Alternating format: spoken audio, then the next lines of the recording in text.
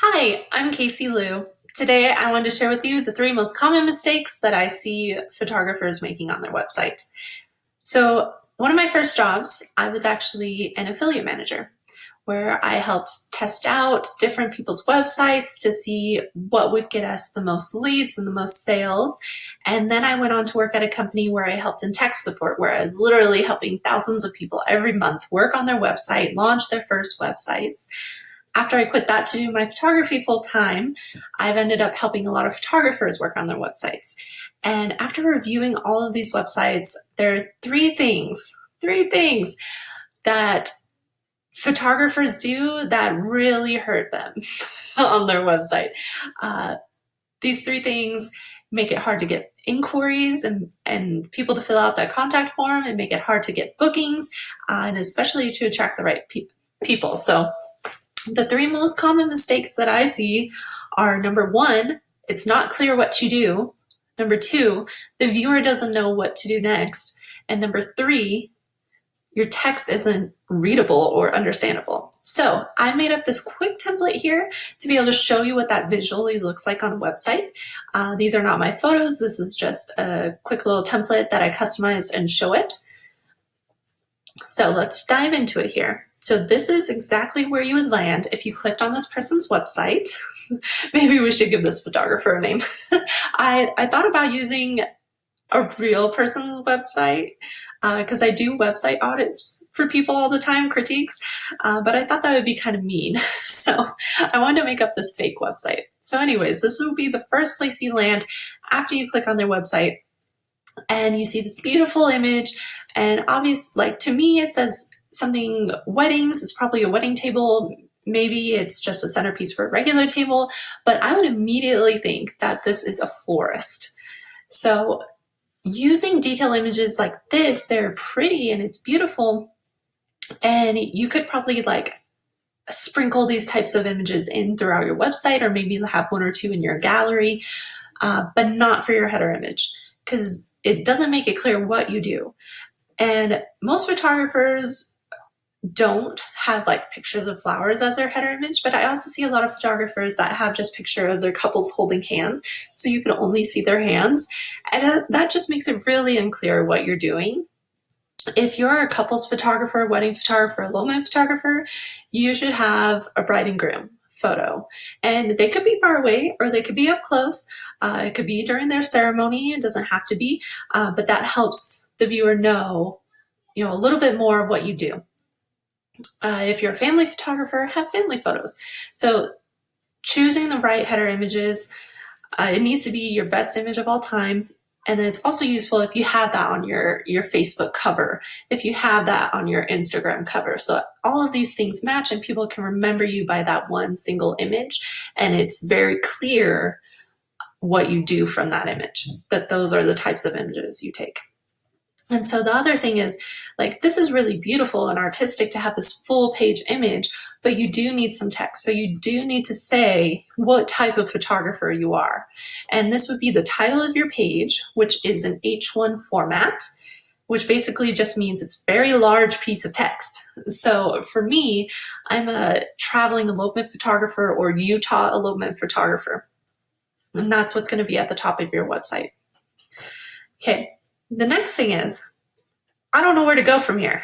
I don't even know if this page scrolls, which is another thing. If you're using a splash page, stop it right now. A splash page is where you enter a site. It doesn't scroll. It just stops here. And you have to click on a button to enter the site. Nobody likes those. Bad user experience. Most people just drop off, and Google doesn't like that. So Google's not going to rank your site very high. I don't recommend those at all. But you need to have some sort of button or some sort of text here saying what to do next. And so for most of us, that's going to be a button saying, contact me for more information, or contact me to see if your date is available, or contact me to book your session. Okay. And then you also want to make sure that's highlighted. And maybe if you have a full page header image like this is above the fold. Above the fold means anything before you scroll. So all that they can see on their screen.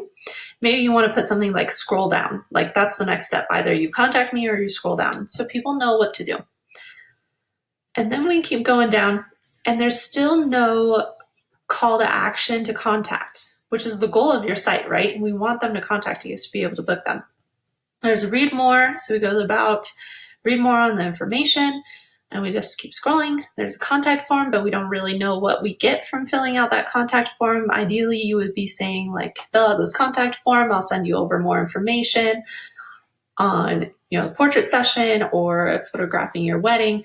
This is when I'll get back to you in a day or two. This is my email address if you need it.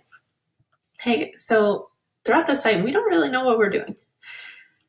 Like, you're just clicking around, and it should be crystal clear what you want them to do. It should be crystal clear what the next step is after they've gained enough trust from your website that the next step is to contact you.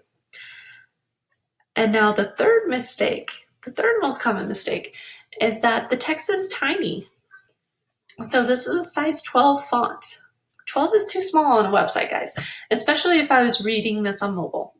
Okay, and it also depends on the type of font that you're using, but really small text, I see it all the time, and it's really trendy right now because it seems more high end, but that doesn't matter if people don't understand what you're saying or telling them.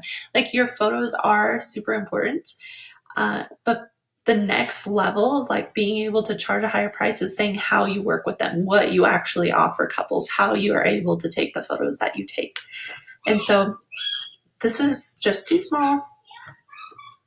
And you also need to make it easy to understand. So it needs to be short, simple, to the point, and about them. So I see this a lot too, where photographers will have an about me section after the header image, and they'll have a picture of them, and they'll talk about how much they love taking photos and how they've always been a photographer. And couples don't care so much about that. They care about what you're going to do for them, the transformation that you're giving them, the problems that you solve for them. And so I'd highly recommend focusing your copy, which is the words on your website, on the clients that you want to serve, and talk about how you're going to serve them and serve them well. Another mistake is just looking for grammatical errors and run-on sentences, having too much copy. Nobody wants to read through paragraphs and paragraphs and paragraphs. It hurts our eyes on the screen. Or too little. So like, if it didn't have any information at all, again, like your pictures are good, but they're not going to convince someone to pay thousands of dollars or hundreds of dollars, whatever you're charging. Oh, and then I hate this. This is an Instagram widget. Please don't have this on your website, because remember, the goal of the website is to get people to trust you enough to contact you and book, right? So having this Instagram stuff, it takes a person off of your website onto Instagram, where they get lost in Instagram. People go on Instagram every day. They go on Facebook every day. They don't go on your website every day. So you need to think of this as the rare opportunity. Like, you have 10 seconds to convince them why they need to stay on your website, why they need to contact you now. I think we went through about, and there's no footer. Okay, you have to have a footer. Footer also gives them options of where to go next. And so if I scroll all the way to the bottom and I see like, oh, okay, so this is the last thing she has on here. I'm not ready to fill out the contact form yet. I'm just going to go find a different photographer. And so your footer is where you can tell people the places you serve. Your email address should be on there. Quick links, so like they could get to your blog or back to your homepage or scroll to the top. You can also put in there a lead magnet or a button to say contact me. A lead magnet would be something like, give me your name and email address. I'll send you my style guide for the perfect family portraits, or I'll send you my wedding planning guide.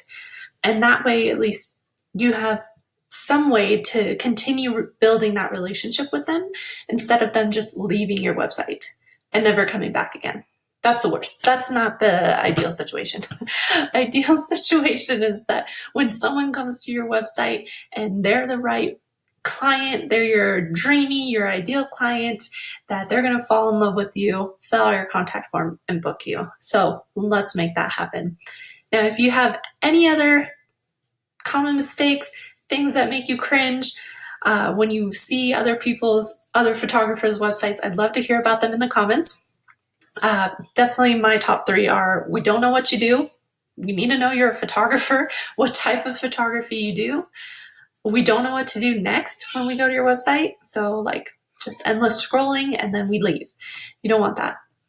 You need to have clear calls to action, or CTAs, throughout your website, little buttons that will take them to the contact form or take them to blog posts or keep them on your website. And the last thing is that we can't even read what's going on. We can't get the words you're putting down if you have the text too small and it's light gray. So don't do that either. But I hope that was helpful. And if it was to you, I would be so stoked if you joined our free Facebook group. It's called Online Glow Up, and it's website tips for photographers and bloggers on Facebook. I'll put the link in the description so you can go ahead and join that.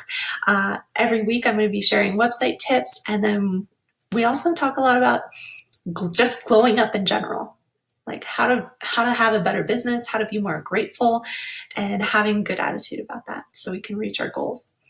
So thank you so much. Ciao.